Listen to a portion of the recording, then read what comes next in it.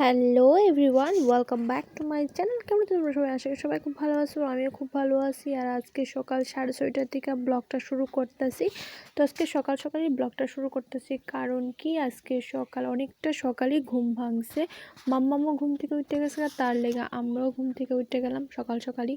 তো চলো আজকে যেহেতু সকাল সকাল ঘুম থেকে উঠে গেলাম ব্লগটাও সকাল সকালে শুরু করে দিলাম। আর এদিকে ওয়েদারটা দেখো, খুবই কুয়াশাময় ওয়েদার হয়ে রয়েছে। আর এদিকে আই পড়লাম ঘরে, মোটামুটি বাইরের সব কাজ শেষ, বাসন মাজা, উঠান ঝাড় দেওয়া, এগুলি সব আমি কমপ্লিট করে এখন আই পড়লাম ঘরে। দেখো ঘরে আইয়া এবার আমি বিছানাটা গুছাই নিব, তার সাথে আমি বিছানার মানে বিছানাটা একটু পরিষ্কার করে নিতেছি। কারণ কি মাম্মাম যেহেতু এখন একটু একটু দাঁড়ানো শিখছে, ধরে ধরে দাঁড়ায়, তো নোংরা টোংরাগুলি যাতে মুখে না যায় তার লেগে আমি অনেকটাই ক্লিন করে রাখি। আর এগুলি তো আমার প্রত্যেক দিনকার কাজ, এগুলি আমি প্রত্যেক দিনই করি। তো চলো এবার ক্লিন টিন করে মানে মোটামুটি ক্লিন করছি আজকে, মানে সব কিছু করলাম না। যেহেতু জানালার পাশে মাম্মাম দাঁড়াইতে ভালো, মানে একটু ভালো লাগে। আমি আজকে কয়েকদিন যাবত দেখতেছি যে মাম্মাম জানালার পাশেই দাঁড়ায়, ধইরা ধইরা দাঁড়াইতে পারে। তারপর জানালাটা পর্দাটা সরাই দিলে ওই বাইরের জিনিসগুলি দেখা একটু ভালো লাগে তার লেগে এই জায়গাটা আমি একটু ভালো করে পরিষ্কার প্রত্যেক দিনই করি। তো তোমার সাথে সেটা দেখানো হয় না, শেয়ার করা হয় না, তো আজকে ভাবলাম চলো সেটা করতেছি, তোমরা সেটা দেখাই তার লেগে আর কি। তো চলো আমার এদিকে বিছানা কিন্তু গুছানো কমপ্লিট। আর তারপর যাবো আমি একটু র্যাক ট্যাকগুলি গুছাইতে। আর এখানে দেখো র্যাকটা কি অবস্থা, তারপর টেবিল, জলের জায়গাটা মানে অনেকটাই অগোছালো হয়ে রয়েছে। তো চলো এবার গুছাইলাই। তো এদিকে তো আমার গোছানো কমপ্লিট। আর আয়া পড়লাম নিচের কার্পেটটাও আমি রোদে মানে বাইরে মেল্লা দিয়েছি, একটু একটু রোদের আলো দেখা যাইতেছে। জানালা সব আমি এখন খুললা দিলাম। আর মাম্মাম দেখো এখন দাঁড়ানো যেহেতু শিখছে, তার লেগে দাঁড়ায় দাঁড়ায় মানে শোকেসটা ধইরা দাঁড়ালো। আর এদিকে র্যাকটা দেখো, এখানে ওষুধের বোতলগুলি রাখছি, নিচের জুতোগুলিও আর উপরে ডাইপারটা রাখছি। তো এটা তো আমার প্রত্যেক দিন রাতে লাগে। আর এদিকে জলের জায়গাটাও পরিষ্কার করলাম, এদিকে টেবিলটাও একটু পরিষ্কার করলাম। আর তার সাথে আমি পুতুলগুলি কিন্তু উপরে উঠে রাখছি, আর এই জায়গাটা শুধু আমি ফটো ফ্রেমগুলি রাখছি। তোমরা একটু কমেন্ট করে জানাইও এই জায়গাটা আমার এখন কিরকম লাগতেছে।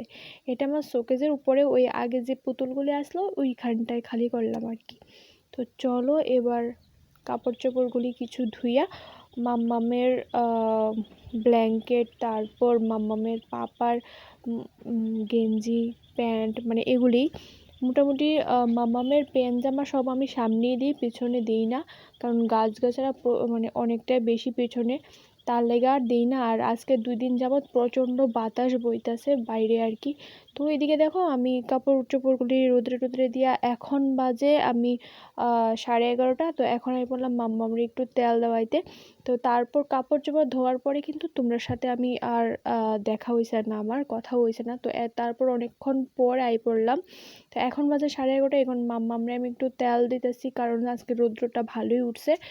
তো চলো এবার মাম্মামরে ভালো করে একটু স্নান টান করামু, তো তার লেগে তেল টেল দিতেছি। আর আমি সবসময় হিমালয়ের তেলটাই ব্যবহার করি, ক্রিম, শ্যাম্পু, সাবান, মানে সব কিছুই যাবতীয় যা যা মাম্মামের লাগে একদম 6 মান্থের পর থেকেই আমি সব হিমালয়টাই ব্যবহার করি। 6 মান্থের আগে কিন্তু আমি সেরকম কিছু ব্যবহার করছি না শরীরে, কারণ স্কিন একদমই মানে মাম্মামের স্কিনটা, মাম্মামের না শুধু সব বাচ্চারারই স্কিন একদমই মানে নরম থাকে। তার স্কিনে কিন্তু ফট করেই তেল মাখানোটা ঠিক না, মানে আমার মতে। আর সরিষার তেলটা কিন্তু আমি একদমই মাখাই না। আর যখন সর্দি টর্দি লাগে তখন গরম করে একটু গরম গরম মানে তেলটা একটু দিই আর কি, সবসময় দিই না আমি। সরিষার তেলটা দিলে আমার মনে হয় না ভালোই, বা ডাক্তারও এটা রেকমেন্ড করে না। তো চলো এবার কিন্তু আমি মাম্মামরে তেল দেওয়ানো, স্নান করানো, এগুলি করতে করতে আমার নাজেহাল অবস্থা হয়েছে। তো এখন দেখো ঘুমাইছি একটু, তো আমি একটু ফ্রি হইলাম। আর সকালে যেহেতু আমার রান্নাটা হয়েছে না এখন। তো চলো এবার সব কিছু গুছাই, কারণ মাম্মামরে কোলে নিয়ে সব কিছু কাছে নিয়ে বইতে লাগে। ঘুম পাড়াইলা তারপর ফোঁটা দেওয়া, মানে কাজলের ফোঁটা দেওয়া, পাউডার দেওয়া, সব কিছু আমি ঘুম পাড়ানোর পরেই তো করি। তো দেখো আমার কিন্তু অবস্থা একদম নাজেহাল হয়ে গেছে তাইরে নিয়ে। তো চলো এবার আমি রান্নাঘরে আই পড়লাম। তো রান্নাঘরে আয়া বয়াই দিলাম ভাত। তো উনুনের মধ্যে ভাত বয়ালাম, কারণ শীতকাল যেহেতু উনুনে রাঁধতে কোনো প্রবলেম হয় না। দুপুরে রান্না করো, রাতে রান্না করো, সকালে রান্না করো, যে কোনো টাইম তুমি রান্না করতে পারবা উনুনে, ঠান্ডার মধ্যে বেশ ভালোই লাগে। আর এদিকে দেখো পাঁঠার মাংস আনছিল, তো এখানে আমি পাঁঠার মাংসটা একটু রান্না করব, তার সাথে ভাত। আর আজকে দুপুরবেলা কিছু না, এই দুটো জিনিস দিয়ে হয়ে যাব। তো চলো এখানে রান্নাটা আমি বসাই দিলাম। তো একদম রান্নাটা না কমপ্লিট করে তোমরা দেখাইতেছি। দেখো মোটামুটি কিন্তু আমার কষানো টষানো হয়ে গেছে। তো চলো একদম নামাই, তারপর তোমরা দেখাইতেছি। তো চলো এদিকে দেখো আমার রান্না একদম কমপ্লিট। আর পাঁঠার মাংসটা দেখো দেখতেই কিন্তু খুব লোভনীয় লাগতেছে, খাইতে খুবই টেস্ট হয়েছে। তো যেহেতু আমি বয়স ব্যাপারটা পড়েতেছি তার লেগেই কইতাছি। তো এইদিকে দেখো সন্ধ্যা হয়ে গেছে, আমি খাওয়ার পর একটু রেস্ট নিলাম, তারপর তোমরা সামনে আর আসা হচ্ছে না আমার। এখন দেখো সন্ধ্যা হয়ে গেছে, আর এখানে অনেকগুলি কাপড় চোপড় দুপুরবেলা উঠে রাখছিলাম, গোছানো হয়েছে না।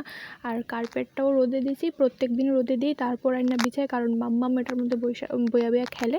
তো কি না কি থাকবো মুখে দেওয়া নেবো, তার লেগে আমি সবসময় প্রত্যেক দিনই সকালবেলা রোদে দিই, তারপর বিকালবেলা আবার গুছাই। তো এদিকে দেখো এদিকে গুছানো হয়ে গেছে কাপড় চোপড়গুলি। তোমার সাথে কথা কইতে কইতে মোটামুটি গুছানো আমার কমপ্লিট। তারপর চমকা চা খাইতে, সন্ধ্যাবেলা চা। আর এদিকে খাটে ঘুমাইতেছে মাম্মামের পাপা। আর এদিকে দেখো আমি সব কাজ সাইডা নিয়ে এলাম চা, আমি একাই খাবো, কারণ মাম্মামের পাপা এত একটা চা ভালোবাসে না।